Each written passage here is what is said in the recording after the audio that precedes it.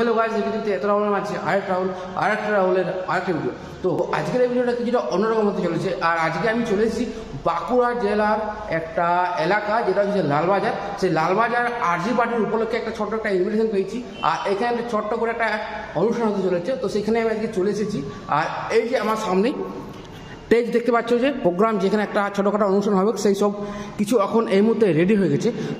আর এই সামনেটা তোমাদের একটা ব্যানার দেখায়, যেখানে এখানে কিন্তু বাঁকুড়া লালবাজার আরজি পার্টি, তার সাথে এখানে দেখো স্থাপিত, দেখো মানে হয়ে আসছে আর কি। এখানে দেখতে পাচ্ছি স্থাপিত 1983 খ্রিস্টাব্দে। আর এইখানে তাদের রেজিস্ট্রেশন নাম্বার দেওয়া আছে। আর বার্ষিক সাধারণ সভা পুরস্কার বিতরণী অনুষ্ঠান।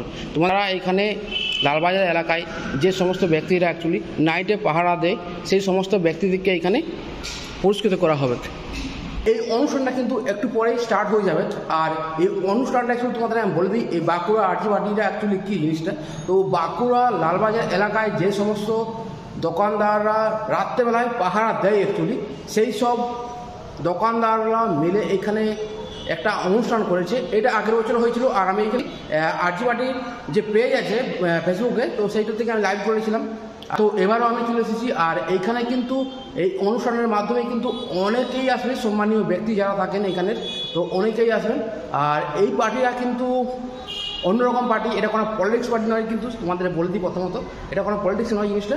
এটা হচ্ছে যে বাঁকুড়া লালবাজার এলাকায় যে সমস্ত দোকানদারগুলো থাকে, তো তারা নাইটে আর কি পাহারা দেয়। তাদের সপ্তাহে একটা করে ডেট ফিক্স থাকে, সময় ফিক্স থাকে। তো এই সময়ের মধ্যেই অনেক মানুষজনেই পাহারা দেয়। কিন্তু এখনও প্রোগ্রাম চালু হয়নি আর কি। তো এখনও কিছু মানুষজন আসতে শুরু করছে এই ধীরে ধীরে।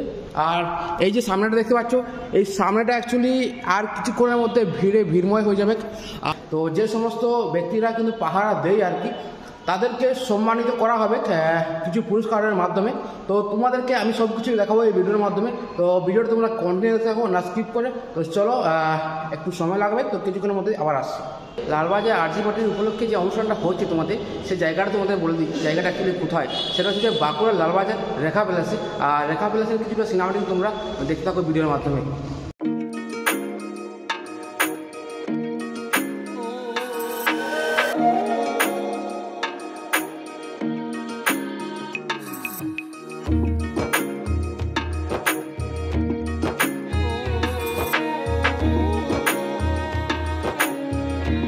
A few minutes later. মঞ্চে উপস্থিত শ্রদ্ধেয় আমার গুরুজনদের প্রণাম জানিয়ে 2023-এর যে আরজি পার্টির আয় ব্যয়ের হিসাব, সেটি আপনাদের কাছে পেশ করছি।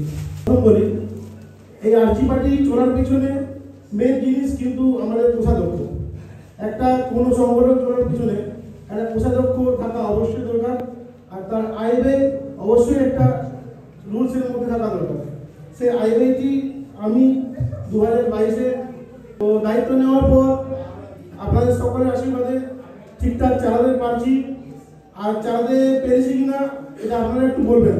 আমি বলি যে আমাদের প্রাইজ যেটা ছিল 51-52 সপ্তাহে স্পেশাল প্রাইজ ছিল। যারা 51 সপ্তাহ আর 52 সপ্তাহ প্রাইজ দিয়েছেন, তাদের আমরা স্পেশাল প্রাইজ দিয়েছি।